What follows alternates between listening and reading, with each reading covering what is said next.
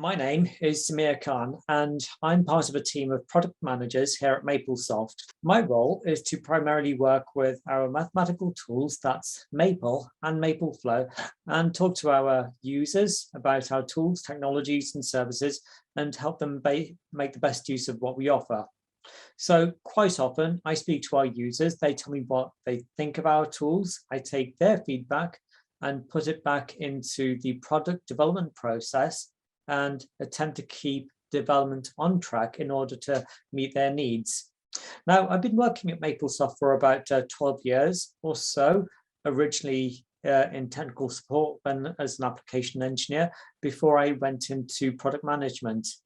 And I've had a fair few releases of Maple and Mapleflow under my belt. What's always exciting is when we release a new product.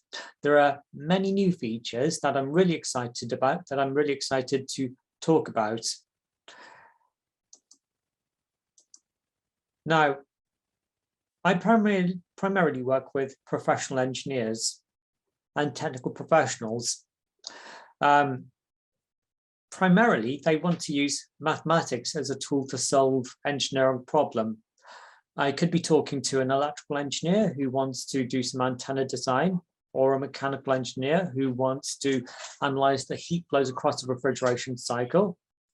I could be talking to a civil engineer who wants to design a highway pavement, or I might be talking to somebody involved in hydraulics who wants to investigate two-phase pressure drop or open channel flow. Or I could be talking to someone who wants to derive the equations that describe a physical process from first principles physics. Now, everyone uses the same tool, Maple, but they all use it in different ways. Some people may be interested in the mathematics and the ability to solve differential equations, manipulate data. Some people may just want to use Maple as a scratch pad for engineering calculations. Everyone takes what they want from this tool. Now, this is the big picture, the bird's eye overview of what we have for you with Maple 2022. As ever, there's always more you can present in a webinar like this.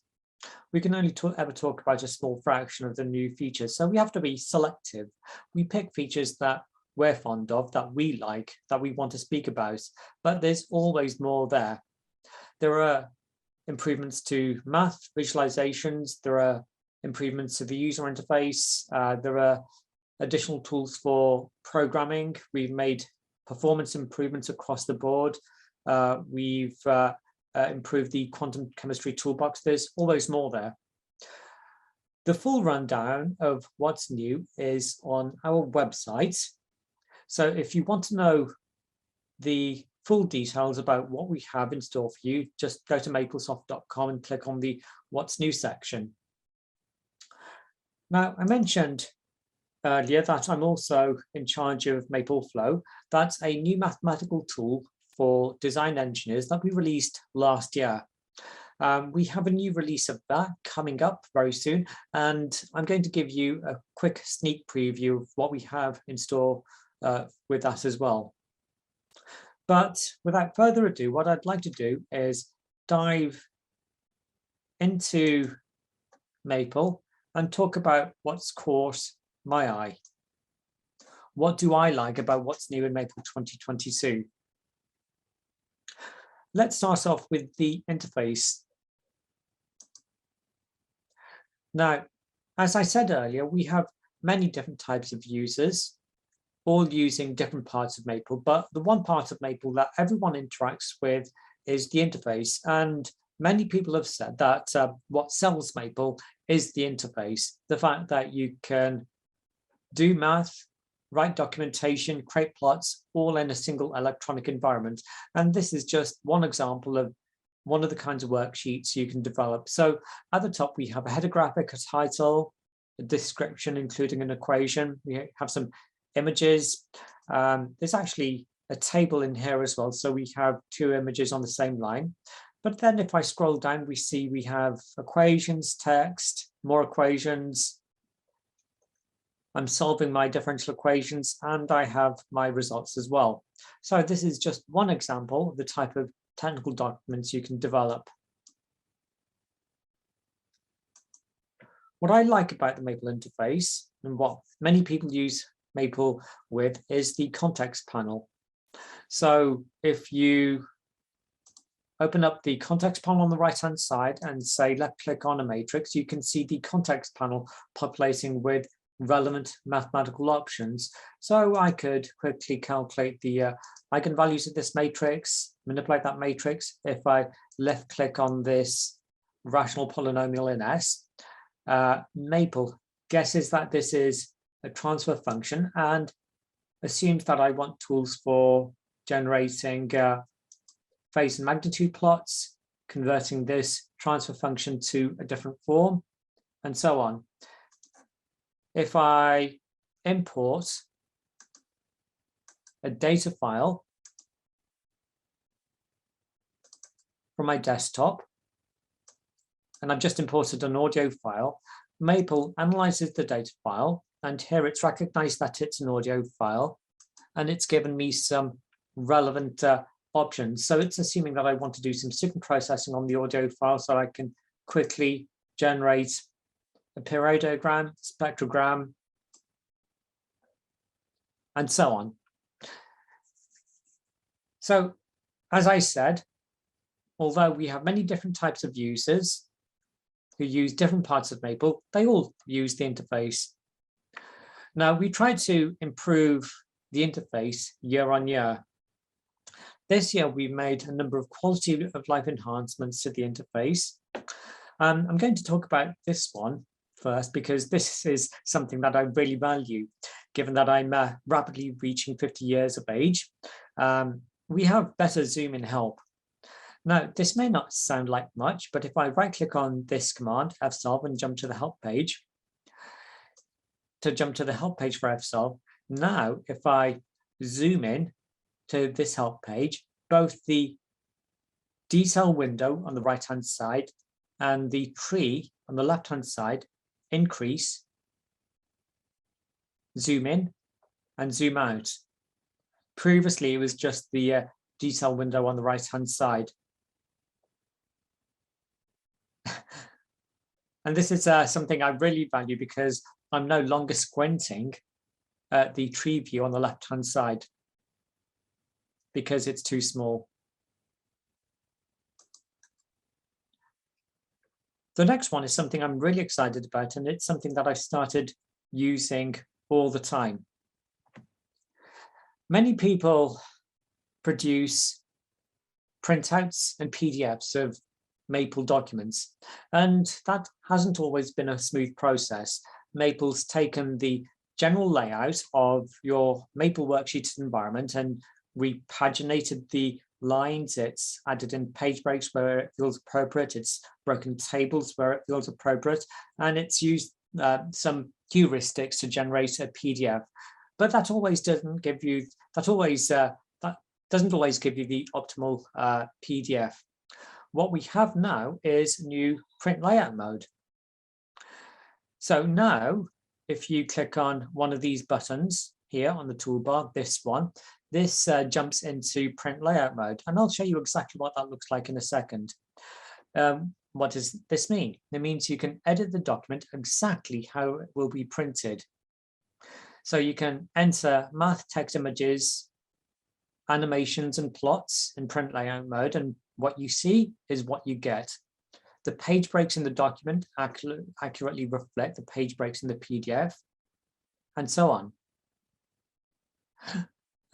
Ultimately, this means you can create aesthetically beautiful documents, something that looks good and still captures all of the information that you want to record. So I'm just going to open up a Maple worksheet just to show you what page print layout mode looks like. The document that you're looking at is actually a workbook. So this is actually a file container format. So it's a single file that contains many different Maple worksheets, images, and data files. I'm just going to load up this Maple worksheet, worst case circuit analysis, And if I toggle into print layout mode, this is what I now see. This now reflects what I'll see when I print this worksheet out.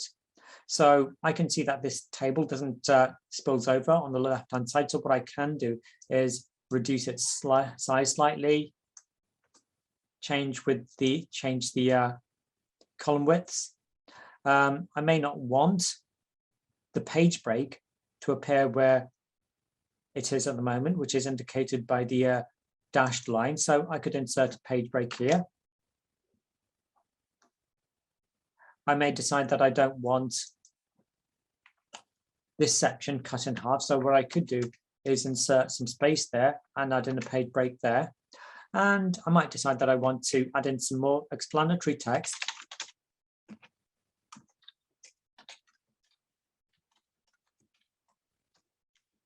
And so on. And when I print this worksheet out, or I go to print preview, or I convert this to a PDF, this accurately reflects what I'll see. Now, this is really exciting. And I think for many people, this will be a game changer. In fact, I've started primarily to use the print layout mode as my primary working mode for Maple. Let's move on.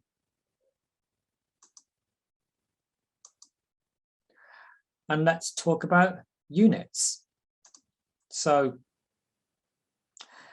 engineers use units all the time. Every quantity, whether it's a length, energy, distance, or a time, has a unit. The units matter, and you have to get them right. Here I just have a number of examples of units in Maple. I'm just going to load up one of them, maybe this one, the isothermal compression of methane. So here I'm compressing methane isothermally from a specific volume of 1 meter cubed to 0.5 meters cubed per kilogram.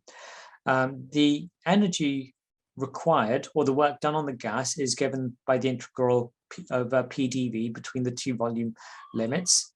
And if you look at what I've done here, I've defined the pressure of methane as a function of the specific volume, V, and I'm integrating that between two limits. Now, the two limits actually have units associated with them.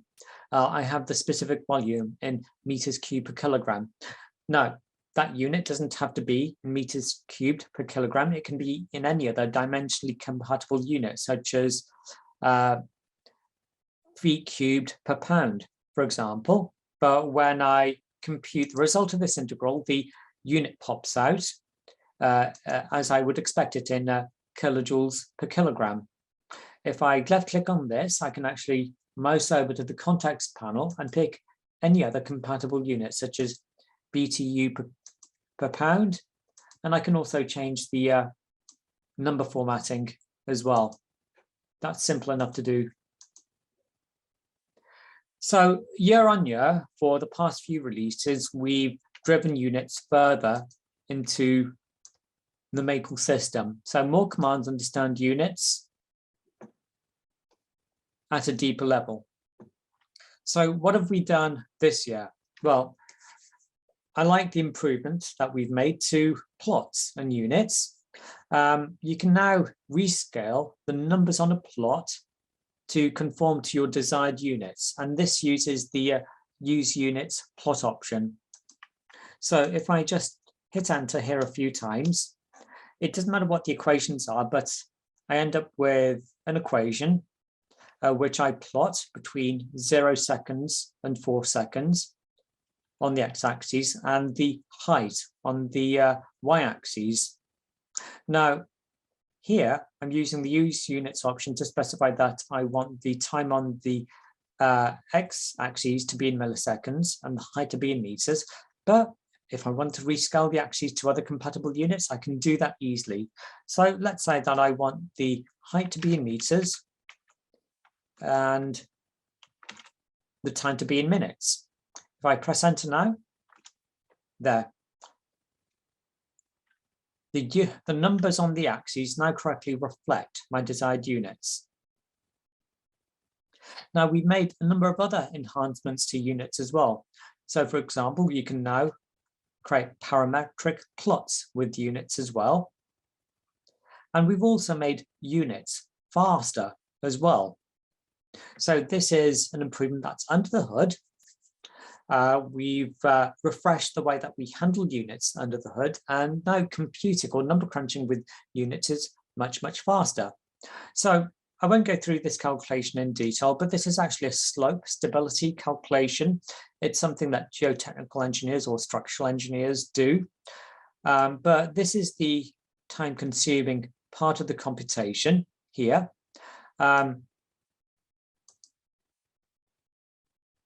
In prior versions of Maple, this specific computation on my computer took just over 8 seconds, but because of the improvements that we made to the speed of units, it now takes half of that time, just over 4 seconds.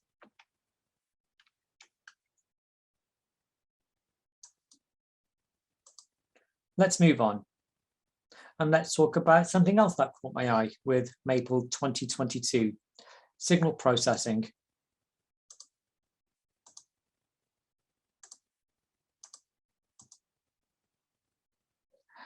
Now, signal processing is an incredibly common concept across many different disciplines.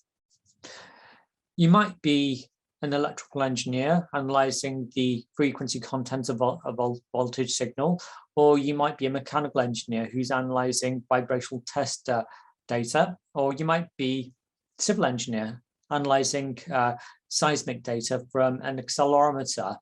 All of those topics, all of those subjects use concepts in signal processing.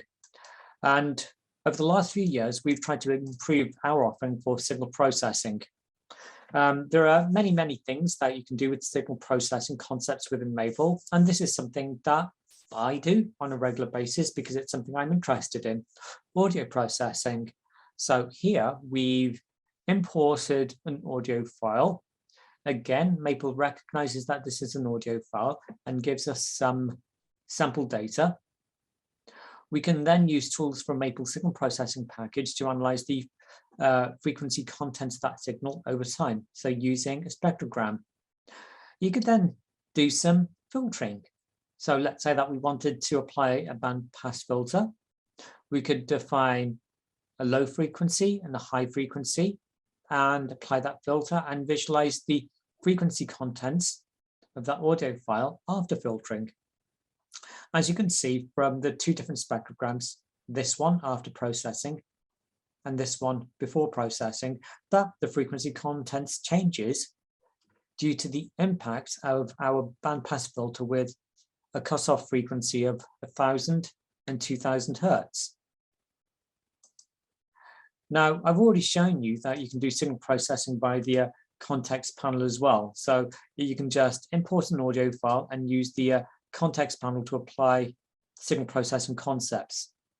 So this year we've made another significant improvement to the signal processing package. There are new and improved functions for generating signals, for integrating and differentiating time-based data. We've improved the existing tools for finding peak points in a data set, and there are other improvements as well. But my favorite improvement is probably, my favorite new command is probably dynamic time warping. So the dynamic time warping changes the time properties of a signal so that it matches another signal by varying sampling rates. So here I've just defined two signals using the new generate signal function. These are the equations which are used to generate the signal. And this is the plot of the original signal, of the two original signals. But let's say that I wanted to dynamically vary the time properties or sampling rate of the red signal to match the blue signal as best as I can. Well, I can do that with the dynamic time warping command. Now, this is a very useful function that's typically used in applications in speech recognition, audio recognition, and so on. Let's move on.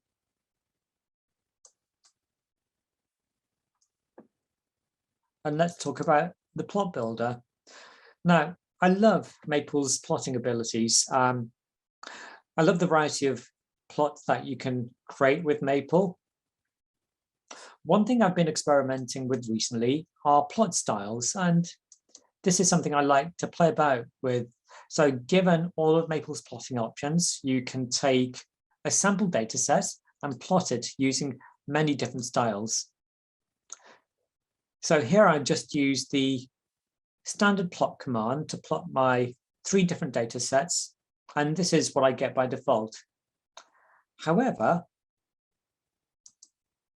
just by varying the plot style, you can make plots look radically different. So here, if you look at this plot, how have I changed it? Well, I've applied this plotting style. I've changed the background color, I've changed the color and the thicknesses of the lines, I've changed the properties of the grid lines, the fonts, the aspect ratio of the plot, and so on.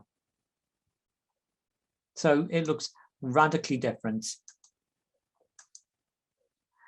So I can play about with these different plot styles and give my data set many different looks. So here's another look. Here's a dark look. Here's another look where I've shaded the area underneath the points. And there's a few more here as well. Maple also has a programmatic plotting language. So if you're not satisfied with the built-in plots, you can create your own completely custom plots as well. And these are examples of plots I've created. So here's a psychometric chart with that's been colored to respect the annual weather conditions in a specific location. Here's a ternary plot that gives you the color of gold, silver, copper alloys. And here's a plot of the world which dynamically connects to an internet source of earthquake data and plots the location of earthquakes on the world. So a few releases ago, we introduced the plot builder. For Maple 2022, we improved the plot builder. So the plot builder essentially is a UI interface for creating plots from expressions and functions. It's something that many of our users, especially our new users who just want to create a plot quickly, it's something that they appreciate. So what have we done with Plot Builder in Maple 2022? Well, now you can plot multiple expressions. So if I do something like this, if I output a list of 2 expressions, these are deliberately simple,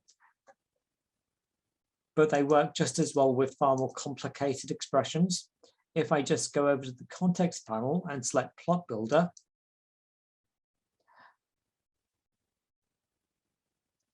I can now generate a plot using the Plot Builder on the right-hand side in the context panel. So I'm plotting 2 different expressions. So here I can see the 2 individual plots, and using the edit button here, I can change the properties of individual plots very easily. So if I just want to change the blue plot, I can click on edit, change its properties, the style.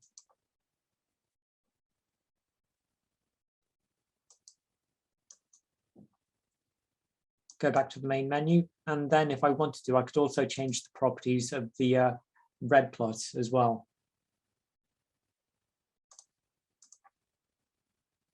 It's very easy to use.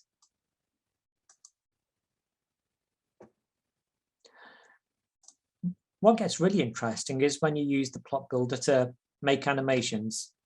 So now you can create animations using the plot builder. Again, I'm outputting a sequence of 2 expressions. I can initiate the plot builder just by clicking on Plot Builder in the context panel.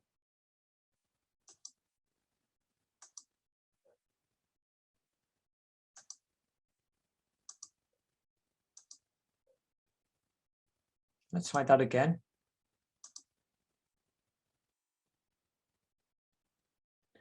So here I have an option to go from a static plot to an animation. Again, using these two buttons, I can change the properties of the individual expressions. But if I just click on Build Animation, Maple whirs away and builds an animation of the two expressions. So it's easy to go from a mathematical expression to static plots or animations.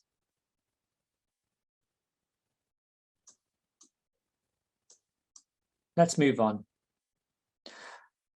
So let's talk about the math. So what keeps many people coming back to Maple year after year are the improvements that we make to the basic mathematical engine. So Maple is the world's most powerful tool for doing symbolic and numeric mathematics, and consistently, year after year, we improve the mathematical engine. You can solve more types of equations. We introduce more mathematical concepts. Now, all of these advancements to the math engine are user-driven. So, for example, this is an improvement that we made last year.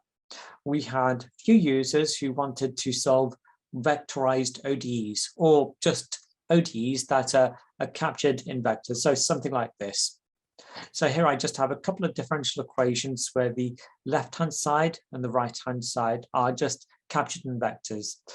This is a very easy to look at, easy to understand presentation of these vectors, and something that's reflected in academic textbooks as well. So that was an improvement that we made to the math engine last year based upon user requests. This year, we've made many improvements which are user-driven to Maple's mathematical engine. We made a significant improvement to integration, so basic core mathematical routine that many people use. So these are just a few of the improvements that we've made to the int command. So now it's smarter about a change of variables. So previously, Maple wouldn't give the optimal answer for this, but now it does. We've made a significant improvement to elliptic integration to solve more different kinds of equations. And we can, so for example, this integral was previously unevaluated, but now Maple gives you a solution to it as well. We've also improved the tools for solving ODEs and PDEs as well. So here is a new result, an equation that Maple couldn't solve before, but it now can. We've made many other improvements to the mathematical engine in Maple 2022, and so many of these won't be of interest to you, but there may be some interesting improvements that we've made. So we've introduced ball arithmetic, we've made improvements to graph theory, polyhedral sets, real root finding, and so on. All of the details are on our website. I'll point you to that later.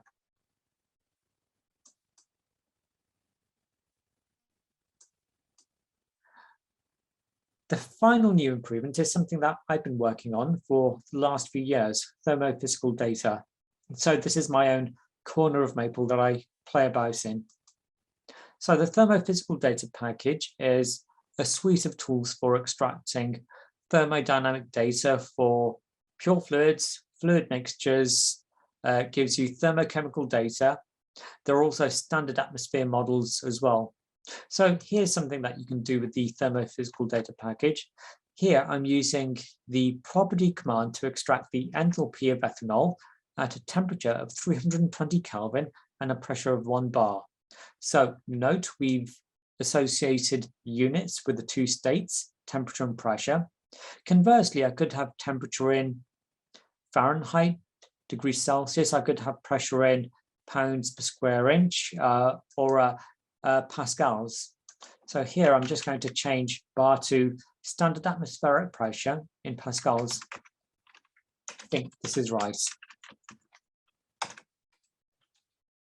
And here I'm going to change the fluid I'm interested in to water. If I press enter, gives me the correct data. I could also calculate the properties of fluid mixtures as well, using a high accuracy equation of state.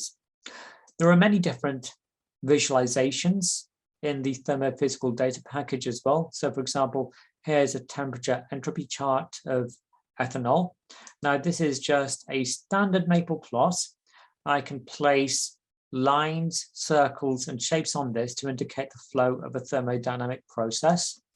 There are many other different types of plots in the thermophysical data package. So for example, I could also generate a psychometric chart as well. And again, this is just a standard chart, standard maple plot, on which I can place lines just to indicate a heating or cooling process. There are also standard atmosphere models. So here I can calculate the properties of the atmosphere at an altitude of 3,000 meters. And it gives me the temperature, the pressure, the density of air, the speed of sound at that altitude, and the viscosity of air. And again, I can use units. So I could ask Maple to give me the property, the density of air at 1,000 feet.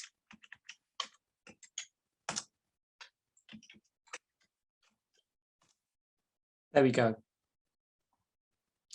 And if I was so motivated, I could also plot the properties of air as a function of altitude. So here I'm plotting the expected temperature, viscosity, density, pressure, and the speed of sound as the altitude increases on the y-axis.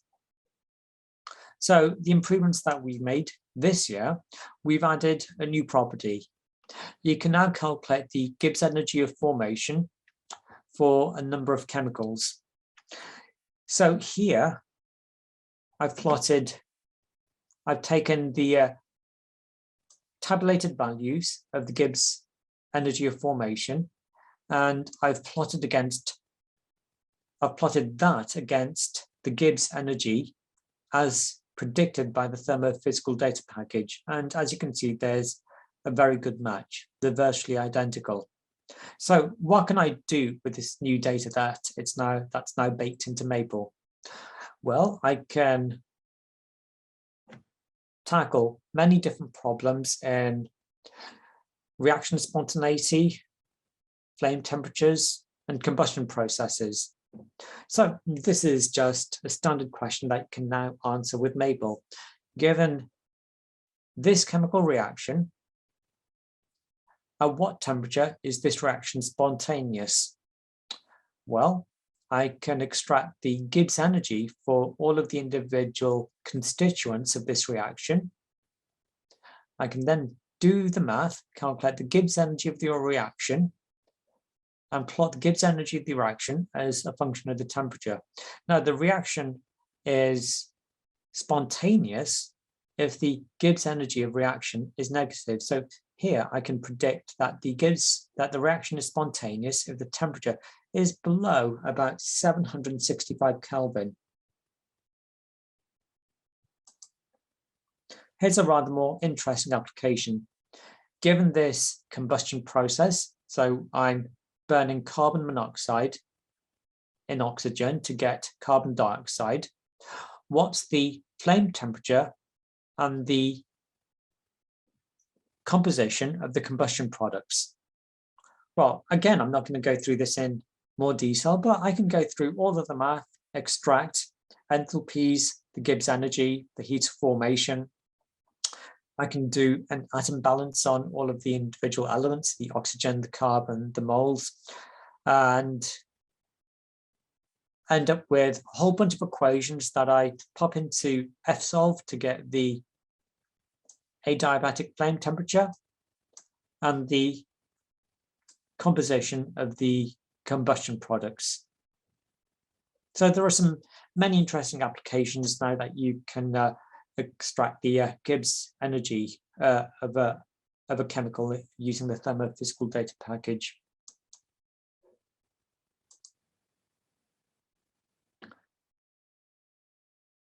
So that was a brief bird's eye overview of some new features that have caught my eye in Maple 2022. Now, what I'd like to do now is actually give you a sneak preview of what we have in store for Mapleflow 2022. It's a young product. We released it about a year ago. So there may not be many of you who are familiar with Mapleflow, but it's essentially a free-form scratchpad for doing calculations.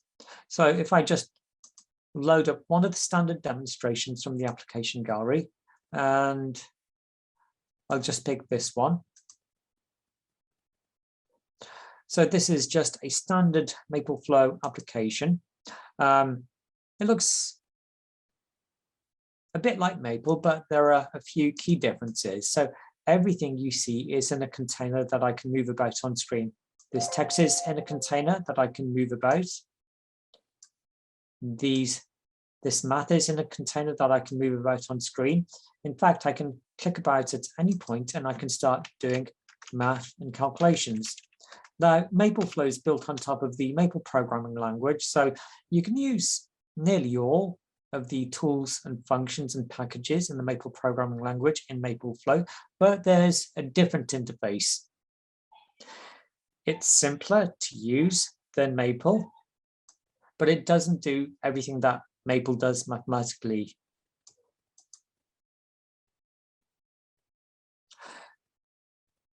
Now, in Mapleflow 2022, we have a number of new features.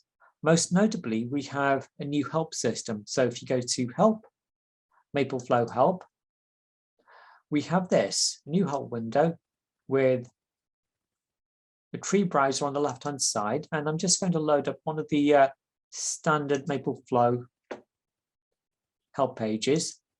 Let's just take this one because I've already showed you this in Maple. So this is a help page for Mapleflow. This is actually a Mapleflow canvas.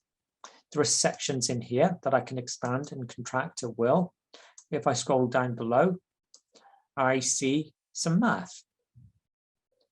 What I can do is open up this help page as a Mapleflow canvas and start working with this straight away. So here I just have all of my equations. I can copy and paste these equations into a new canvas and start working with them straight away. There are some nice features in Mapleflow which do let you produce attractive documents. So for example, let's say that I define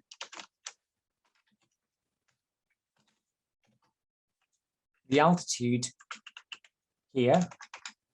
I'll make reference to the altitude in my call to Thermophysical Data atmosphere.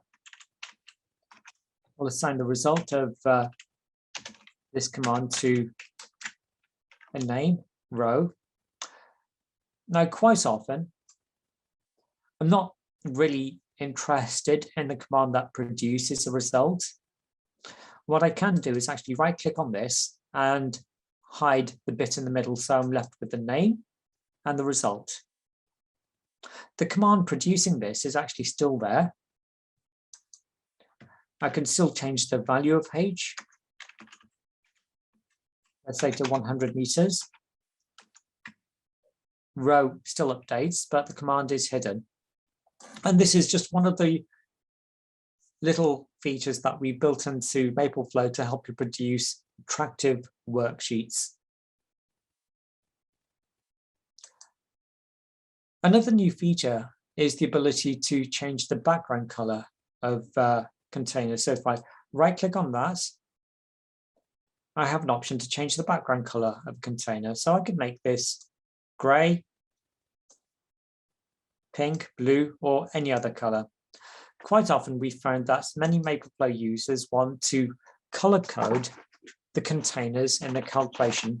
They may want inputs which users are allowed to change to be colored in green, inputs that the users aren't allowed to change to be colored in red, and results to be colored in blue. So we've just given them the ability to do that. So it's easy to tell when you're scrolling through a document what containers you can change, what containers you can't change, and where the results are. So those were just two of the new features that we've introduced in Mapleflow. There are more there, and we'll be talking more about Mapleflow in the coming weeks and months. So returning to my PowerPoints.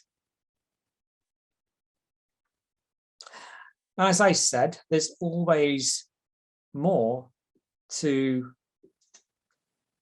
talk about than we can actually get through in a session like this. We can only cover the surface features, what we find interesting. But given the diversity of our Maple users, given that we have people coming from many different directions, I'm sure there are new features in Maple 2022 that I haven't had the opportunity to talk about. If you do want the full rundown on what's new in Maple 2022, then I do encourage you to go to the What's New website. The address is here. There's a What's New video and a detailed rundown of what's new, all the new tools and features.